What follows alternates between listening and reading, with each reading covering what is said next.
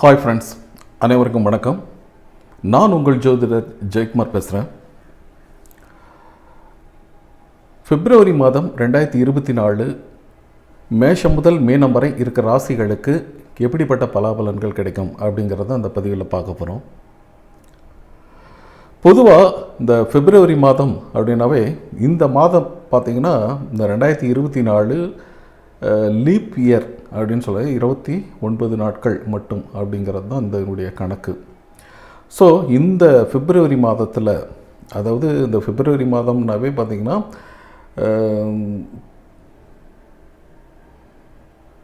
தை மாசி இந்த 2 கட்டங்களாக தமிழ் வருடத்தில், தமிழ் மாதத்தில் பொறுத்த வரைக்கும் இருக்குது.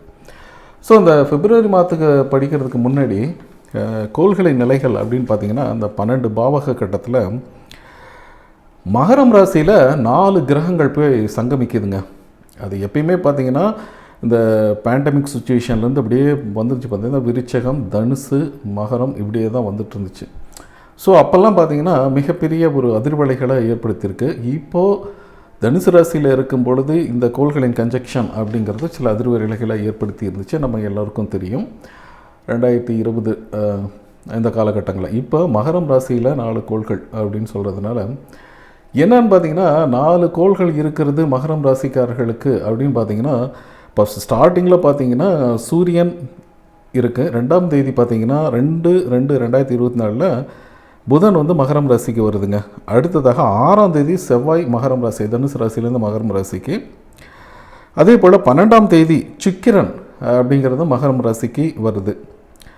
ஸோ 15ஆம் தேதி பார்த்திங்கன்னா ஆட்டோமேட்டிக்காக அந்த 15/2 சூரியன் வந்து கும்பம் ராசிக்கு இடப்பெயர்வு. 20ஆம் தேதி பார்த்திங்கன்னா புதனும் பின்னாடியே பயிர்றாரு கும்பம் ராசிக்காரர்கள். கும்பம் ராசிக்கு இந்த கிரகங்கள் பயிற்சி. இந்த சந்திரனை நம்ம விட்டாச்சு. ராகு கேது அப்படின்னு பார்க்கும்பொழுது சனி பகவான் ஏறக்குறைய கும்பம் ராசியில் தான் 2ஆம் இடத்துல, மகரம் ராசிக்கு 2ஆம் இடத்துல இருக்கிறாரு. அதே சமயம் மீனம் ராசியில் பார்த்திங்கன்னாவும் உங்களுக்கு ராகு பகவான் அங்கே தான் இருக்கிறாரு. இந்த பக்கம் கேது பகவான் கன்னி ராசியில் இருக்கிறாரு. மேஷம் ராசியில் இருக்கிற வரைக்கும் பார்த்திங்கன்னா குரு பகவான் தான். இதுதான் இந்த மாதத்துக்குரிய ஒரு கிரகங்களின் அணிவகுப்பு, அக்கிரகங்களின் நகர்வுகள் அப்படின்னு சொல்கிறது. குறிப்பாக இந்த மகரம் இது பார்த்திங்கன்னா 12 ராசிக்காரர்களுக்கும் பொதுவாக அந்தந்த ராசி கட்டங்களுக்கு சொல்லும் பொழுது இந்த கிரகங்களின் நிலைகள் வந்து எண்ணிக்கை, அதாவது பாவக கட்டங்கள் கொஞ்சம் மாறுபடும். மேஷத்துக்கு சொல்லும் பொழுது 10ஆம் இடத்துல 4 கோள் கன்ஜெக்ஷன் அப்படின்னு சொல்கிறது. ஸோ பேசிக்காகவே பார்த்திங்கன்னா இதுதான். துலாம் ராசிக்காரர்களை பொறுத்த வரைக்கும் இந்த பிப்ரவரி மந்த்து அப்படிங்கிறது எப்படி இருக்கும் அப்படின்னு பார்த்திங்கன்னா உங்களுடைய ராசிநாதனைய சிக்கிர பகவான் முதல் 3ஆம் இடத்துலையும் 4ஆம் இடத்துலையும் பயணிக்கிறாரு. அது அப்படியே 5 அப்படிங்கிறது போயிட்டுருக்கு. ஸோ உங்களுடைய 12ஆம் இடத்து அதிபதி 3ஆம் இடத்துல, 4ஆம் இடத்துல இதெல்லாம் பார்த்திங்கன்னா சூரியனோட இணைவு. அதாவது 11ஆம் இடத்து, அதாவது 12ஆம் இடத்து அதிபதி 3, 4, 10, அதாவது 11ஆம் இடத்து அதிபதி, அதாவது லாபங்களை கொடுக்கக்கூடிய சூரிய பகவானும் பார்த்திங்கன்னா ஆரம்பத்தில் உங்களுக்கு 4ஆம் இடத்துல தான் 4ஆம் இடத்துலேருந்து 4ஆம் இடத்துல செஞ்சிருக்கிறாரு. சரிங்களா? அது 15க்கு மேலே பார்த்திங்கன்னா உங்களுக்கு தை மாசி பிறந்துடுது. ஸோ உங்களுக்கு கும்பராசிக்கு வந்துடுறாரு. உங்களுக்கு அதாவது 6ஆம் இடத்துல பார்த்திங்கன்னா ராகு நல்லது தான். அதே சமயம் 5ஆம் இடத்துல சனி பகவான், 7ஆம் இடத்துல குரு பகவான், 12ஆம் இடத்துல கேது பகவான். இந்த மாதத்தை பொறுத்த வரைக்கும் பார்த்திங்கன்னா கொஞ்சம் செலவுகள் கொஞ்சம் அதிகமாக இருக்கும். வருமானம் இருக்கும், ஆனால் வருமானத்தை விட செலவுகள் அப்படிங்கிறது மேலோங்கி இருக்கிற மாதிரி ஒரு அமைப்புகள் இருக்குது. ஸோ இது வரைக்கும் பார்த்திங்கன்னா கொஞ்சம் ஸ்லோவாக போயிட்டு இருந்த படிப்பு சம்மந்தமான விஷயங்கள் சுறுசுறுப்பு அடையும். ஸோ ஒரு அலைச்சல் திருச்சல் இருக்கும். அலைஞ்சு திரிஞ்சு அந்த படிப்பு படித்தா அதன் மூலமாக நீங்கள் வெற்றி அடைய போகிறீங்க அப்படிங்கிறது தான்.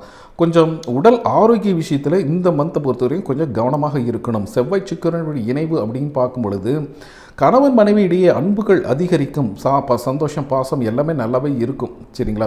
அதுமாதிரி சூரியனோட இணைவு இருக்கிற போது மட்டும் கொஞ்சம் உங்களுக்குள்ள ஒரு சின்ன சின்ன வாக்குவாதங்கள் வரும். டிஃப்ரென்ஸ் ஆஃப் ஒப்பீனியன் இது உங்களால் இல்லை, 3வது நபர்களின் தலையீடுகளினால் வருவதற்கு வாய்ப்புகள் அதிகமாக இருக்குது. அதேமாதிரி சூரியனுடைய இணைவினால் புதிய பொருட்கள், புதிய நன்மைகள், வெளியூர் போகணும், வெளிநாடு போகணுன்னா கூட சின்ன சின்ன தடைகளை தாண்டி தான் நீங்கள் போகணும். எடுத்த உடனே எல்லாமே நமக்கு சக்ஸஸ் ஆகிரும் அப்படிங்கிற மாதிரி அமைப்பெல்லாம் துலாம் ராசி இந்த மந்த்தை பொறுத்த வரைக்கும் இல்லை. ஏன்னா 5ஆம் இடத்துல பார்த்தீங்கன்னா செவ்வாய் சுக்கிரன் சனி இதில் சூரியன் எல்லாமே இணையிறது அப்படிங்கிறது ஒரு வகையில் வந்து படிப்புக்கு அடுத்த கட்ட முயற்சிக்கு உங்களை புகழ் கௌரவம் அந்தஸ்து டெவலப்மெண்ட் ஆகிறது சின்ன வேலை செஞ்சுட்டு இருந்தேங்க, இதனால் எந்த ஒரு பிரயோஜனமும் இல்லை, ஒரு நம்ம பேர் 4 பேர் தெரியவே இல்லை, இத்தனை வருஷமாக நான் ஒர்க் பண்ணுறேன் அப்படிங்கிற விஷயங்கள் மாறி உங்கள் பேரை உங்களுக்கு ஒரு அங்கீகாரம் ரெகக்னைஸ் கிரெடிட் கிடைக்கிற ஒரு நல்ல ஒரு எதிர்காலத்தை உருவாக்கக்கூடிய ஒரு அமைப்பு உங்களுடைய பொருளாதார ரீதியாக நிதி சம்பந்தமான இதில் ஒரு கட்டமைக்கின்ற ஒரு சுச்சுவேஷனாக உங்கள் அலுவலகத்தில்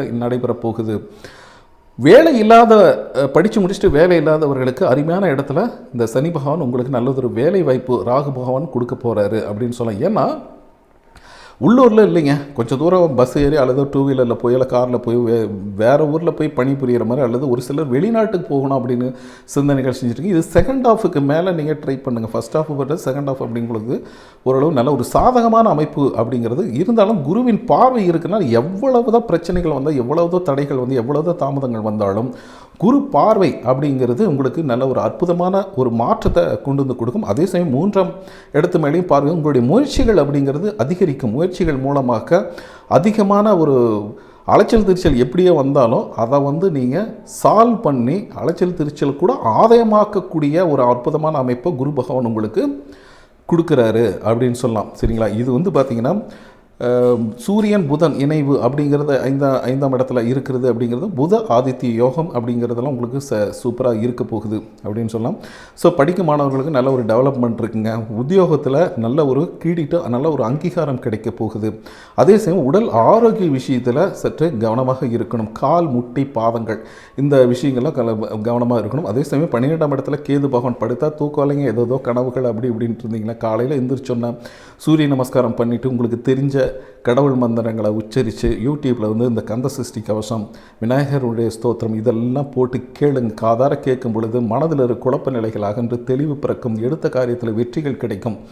சரிங்களா? இது பார்த்திங்கன்னா ஒரு பொதுவாக நம்ம ஜென்ரலாக சொன்னாலும் உங்களுடைய சுயஜாதகத்தில் இருக்கிற கோள்களை நிலைகள் தசாபுத்திகள் இதெல்லாம் வச்சு 100% ப்ரெடிக்ஷன் சொல்லலாம். இதற்காக எங்கிட்ட ஒரு கன்சல்டேஷன் ஜாதகம் பார்த்துக்கணும் நீங்கள் விருப்பப்பட்டீங்கன்னா ஸ்க்ரீனில் இருக்க என்னோடய வாட்ஸ்அப் எனக்கு கான்டாக்ட் பண்ணுங்கள், மெசேஜ் பண்ணுங்கள், அதற்குரிய கட்டணங்கள் செலுத்தி பார்த்துக்கலாம் நீங்கள் விரும்பினால். சரிங்களா?